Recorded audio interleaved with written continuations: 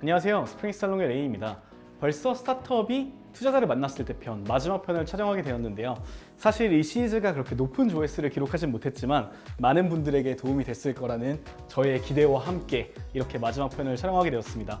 조금이라도 조회수를 올리기 위해서 이렇게 좀 새로운 방식으로도 촬영을 하고 있기도 하고요. 그래서 이제 마지막으로 설명드렸던 편이 IR에 관련된 내용이었는데요. 이렇게 보이시는 것처럼 이런 회의실 공간에서 IR을 하고 난 다음에 커뮤니케이션에 대해서 말씀을 드리려고 합니다. 이렇게 IR을 진행하고 난 다음에 남아있는 프로세스라고 하면은 결국 투자심의위원회라는 프로세스와 계약, 납입이 남아있는데요. 그 투자심의위원회라고 하는 것은 이때까지 이렇게 대표님이 우리 회사에 대해서 어떤 회사인지 어떤 아이템인지를 피칭했다라고 하면은 이번에는 직접 대표님이 하는 게 아니라 담당 심사역이 다른 심사역들 그리고 회사에 있는 투자자들 멤버들에게 이 회사에 꼭 투자를 해야 된다 라는 것을 어필하는 자리가 바로 투자심의위원회라고 볼 수 있습니다. 이 자료를 만들기 위해서는 당연히 추가적으로 많은 자료들을 요청하게 될 수도 있습니다. 근데 대표님들은 이렇게 생각하실 수 있을 것 같아요. IR 자료를 만드는데 굉장히 고생을 했고 부가적인 자료들도 만들었을 수도 있기 때문에 추가적으로 더 많은 자료들을 요청하는 걸 다 대응을 해야 되는가? 제가 이제 이 편에서 말씀드렸다시피 담당 심사역은 우리의 편이라고 생각하는 게 좋습니다. 투자를 하고 싶어서 그런 자료들을 요청하는 것이기 때문에 최대한 빠르게 그걸 회신을 해줄수록 그리고 잘 만들어줄수록 그 담당 심사역이 내부를 설득하기가 점점 더 쉬워지겠죠. 그래서 이 요청하는 자료들의 종류는 여러 가지가 있을 수 있겠지만 기본적으로는 시뮬레이션 자료라든지 아니면은 행정적인 문서들 등등이 될 수 있다고 생각됩니다. 그럼 이제 이 투자 심사 보고서를 쓰기 위해서 논의하는 것 중에 굉장히 중요한 것 중 하나가 바로 텀시트라는 것입니다. 여기 텀시트라는 것은 우리가 어떤 조건으로 투자를 할 것인가에 대해서 이렇게 한 장 또는 몇 장의 문서로서 이 주요 투자 요건을 기술해 놓은 문서를 말하는데요. 이 텀시트를 받는다고 하는 게 투자가 결정되었음을 얘기하는 것은 아닙니다.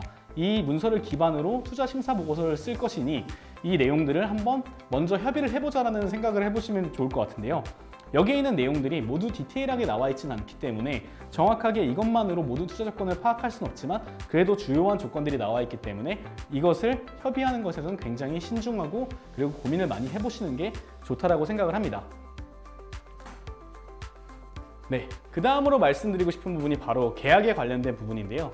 이 계약서를 작성할 때 이 계약서를 초안을 먼저 투자자들이 보내주게 되고 이 받은 초안을 기반으로 협의를 진행하게 되는데요.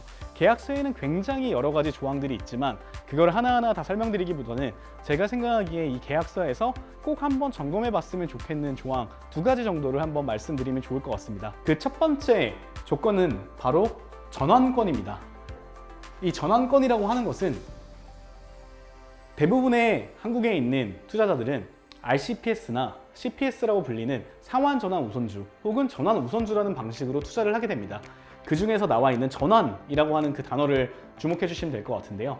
간단히 말씀드리면 우선주로 투자를 하기 때문에 나중에 보통주로 변환될 때 어떤 조건들이 걸려 있는가가 전환권에 관련된 내용이라고 보시면 될 것 같습니다. 가장 일반적인 조항으로는 그 하회가 발행 시 리픽싱이라는 조항이 있는데요. 이 조항의 경우에는 예를 들어서 어떤 투자자가 50억 밸류의 스타트업에 투자를 했습니다. 그 다음 투자가 당연히 100억, 200억, 1000억 이렇게 가는 경우들이 대부분이겠지만 특수한 상황에 회사가 좀 안 좋아지거나 혹은 급히 현금이 필요한 상황에 50억 밸류가 아니라 25억 밸류의 투자를 받게 되는 경우가 생길 수 있습니다. 그러면은 먼저 투자했던 투자자가 먼저 투자했음에도 불구하고 더 높은 밸류에이션에 투자를 했기 때문에 후속 투자의 밸류에이션과 동일하게 맞춰달라라고 하는 그런 게 바로 하회가 발행 시 리픽싱이라고 보시면 될 것 같습니다. 즉 우선주 한 주당 나중에 보통주 한 주를 주게 되어 있지만 나중에는 보통주 두 주를 받게 되는 그런 조항이라고 보시면 될 것 같습니다. 일반적인 그런 내용들이지만 가끔씩 특이한 조건들이 걸려 있는 경우가 있습니다. 예를 들자면은 레이트 스테이지에서는 굉장히 일반적이기도 한데요. 매출 실적에 따라서 어떤 리픽싱 조항을 건다라든지 즉 전환 방식을 바꾼다라든지 혹은 특정 이제 목표치를 달성하지 못했을 때 그런 것들을 바꾼다라든지 등등의 조항이 있는데 이런 부분들은 주의해서 한번 보시는 게 좋을 것 같습니다. 그리고 두 번째로 말씀드리고 싶은 조항은 바로 특별 상환권입니다. 어떤 곳에서는 주식 매수 청구권이라는 용어로도 쓰기도 하는데요.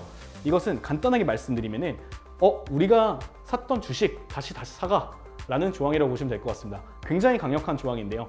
하지만 이러한 조항이 들어가 있다고 해서 무서워하실 필요는 없습니다. 굉장히 특이한 경우 그러니까 완전히 사기를 쳤다라든지 아니면 갑자기 뭐 비트코인을 샀다라든지 투자금으로 이런 것들만 아니면은 사실 이런 것들이 발동될 경우는 없는데요. 그럼에도 불구하고 굉장히 강력한 조항이기 때문에 어떤 조건에 의해서 이 특별 상환권이 발동되는지에 대해서는 한번 주의 깊게 들여다볼 필요가 있습니다. 이제 오늘 제가 간단하게 이제 투자심의위원회 그리고 투자 계약에 대해서 말씀을 드렸는데 그 외에도 한 가지 정도 더 팁으로서 드리고 싶은 내용이 있습니다. 다수의 투자자가 있는 경우인데요. 어떤 경우에는 단독으로 한 명의 투자자, 한 곳의 투자자가 이제 투자를 하는 경우들이 있지만 시리즈 A, B, C를 넘어감에 따라서 다수의 투자자가 참여하는 경우가 있습니다. 그 경우에 당연히 같은 시점에 투자를 하는 것이기 때문에 투자 조건이 동일해야 하는데요. 그 경우에 리드 투자자라는 개념이 생깁니다. 어떤 투자자가 이 조건을 협의를 하고 이 조건에 대해서 커뮤니케이션을 할 것인가 라고 쉽게 생각해 주시면 될 것 같습니다. 일반적으로는 가장 많은 돈을 투자하는 투자자가 리드 투자들을 하는 경우들이 있지만 예외적으로 특정 그 상황에서는 투자금이 적더라도 이렇게 리드 투자자를 맡는 경우들이 있기도 합니다. 네, 이렇게 오늘까지 해서 스타트업이 투자자를 만났을 때 편을 마무리하게 되었는데요. 제가 그래도 도움이 될 만한 그 내용일까 해서 준비를 해봤었는데 이 외에도 궁금하신 부분은 굉장히 많을 거라고 생각을 합니다.